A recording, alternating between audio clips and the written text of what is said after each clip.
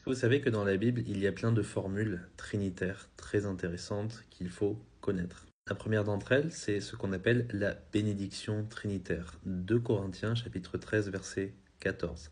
La grâce du Seigneur Jésus-Christ et l'amour de Dieu et la communion du Saint-Esprit soient avec vous tous. Amen.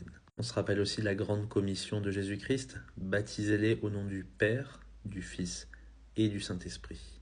Un seul nom, parce qu'il y a un seul être en 3 personnes divines. 1 Pierre chapitre 1 verset 2 nous dit concernant les élus, c'est-à-dire les saints, les sauvés, élus selon la préscience de Dieu le Père par la sanctification de l'Esprit à l'obéissance et l'aspersion du sang de Jésus-Christ.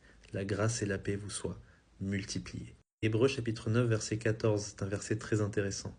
Combien plus le sang de Christ, qui par l'Esprit éternel s'est lui-même offert à Dieu sans tache, purifiera-t-il votre conscience des œuvres mortes pour servir le Dieu vivant?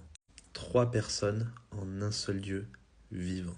Dans l'épître de Jude, au verset 20 et 21, on peut lire « Mais vous, bien-aimés, vous édifiant vous-même sur votre très sainte foi, priant par le Saint-Esprit, conservez-vous dans l'amour de Dieu, en attendant la miséricorde de notre Seigneur Jésus-Christ pour la vie éternelle. » Et on va finir par Apocalypse chapitre 1 versets 4 et 5. La grâce soit avec vous et la paix de la part de celui qui est et qui était et qui vient, et de la part des 7 esprits qui sont devant son trône. Et si vous comparez les 7 esprits, c'est en fait une référence au Saint-Esprit tout court, et de la part de Jésus-Christ, le fidèle témoin, le premier engendré d'entre les morts et le prince des rois de la terre. Nous croyons en un seul Dieu, qui existe en 3 personnes distinctes, coéternelles, qui ont toujours existé de toute éternité dans une relation d'amour parfaite. J'espère que c'est clair pour vous. Que Dieu vous bénisse.